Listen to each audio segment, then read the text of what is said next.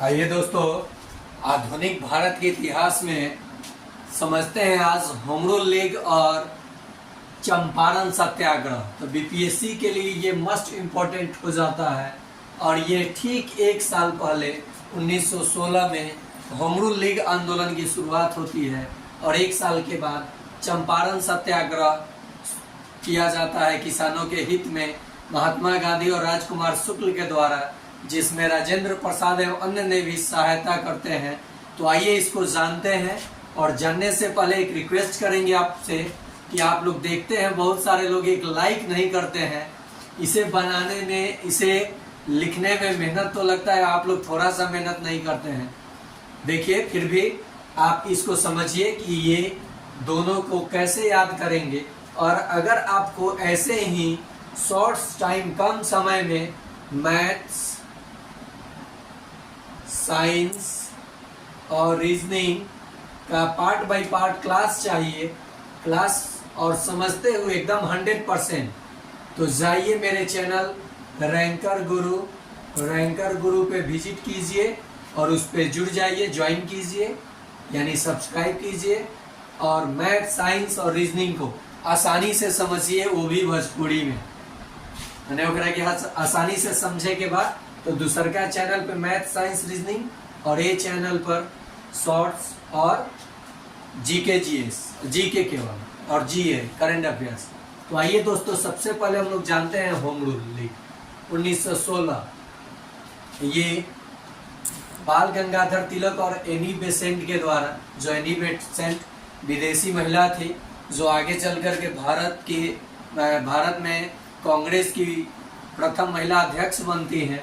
तो इनके द्वारा, बाल गंगाधर तिलक के द्वारा पूना में और एनी बेसेंट के द्वारा मद्रास में होम रूल लीग की स्थापना की जाती है और ब्रिटिश के खिलाफ, यानी भारतीयों के हित में आवाज़ उठानी शुरू की जाती है, जिसके परिणाम स्वरूप 1917 में एनी बेसेंट और कुछ नेताओं को गिरफ्तार कर लिया जाता है और बाद में इनकी रिहाई होती है। लेकिन इस आंदोलन को ब्रिटिश दबा देते हैं और सर्वप्रथम कांग्रेस की महिला अध्यक्ष जो बनती है एनी बेसेंट का 1917 में। तो ये था home rule league. Home rule league कब, होम रूल लीग आंदोलन किनके किनके द्वारा शुरू किया गया था?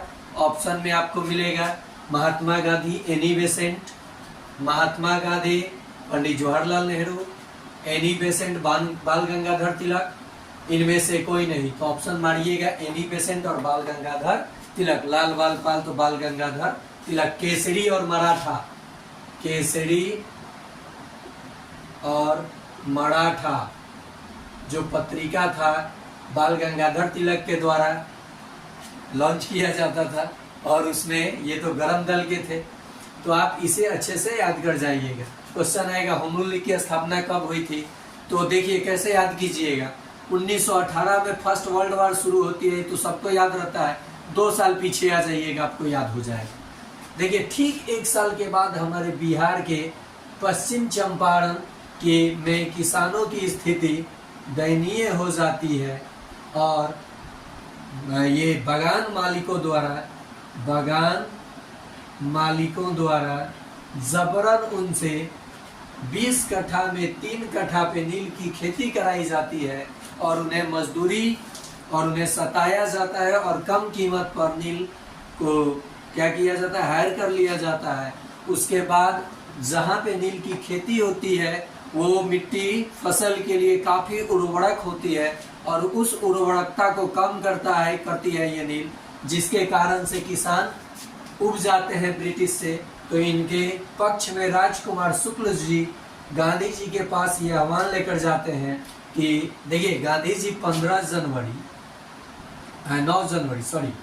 9 जनवरी 1915 को अफ्रीका से भारत आते हैं और ठीक 2 साल के बाद, क्योंकि अफ्रीका में इन्होंने सफल सत्याग्रह किया होता है, तो राजकुमार शुक्ल जी को पता रहता है कि इनकी सहायता से कुछ किया जा सकता है ब्रिटिशर्स के खिलाफ। तो गांधी जी के द्वारा हिंसा नहीं, राजकुमार शुक्ल ये आह्वान ले जाते हैं और गांधी जी इसकी जांच कमेटी बैठाते हैं और इसका अध्ययन करते हैं। तो पता चलता है कि ये गलत इलीगल तरीके से किसानों पे ब्रिटिशर्स अत्याचार कर रहे हैं और इस व्यवस्था को इस सत्याग्रह को सफल बनाते हैं और इनकी सहायता राजेंद्र प्रसाद और अन्य नेताओं लोग भी देते हैं।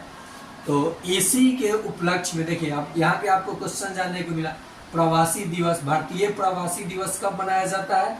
9 जनवरी को, क्योंकि गांधी जी का अफ्रीका से उसी तारीख को आगमन हुआ था और इसी दिन इसी सफल आंदोलन के वजह से गांधी जी को महात्मा की उपाधि कौन दिए थे? रविंद्रनाथ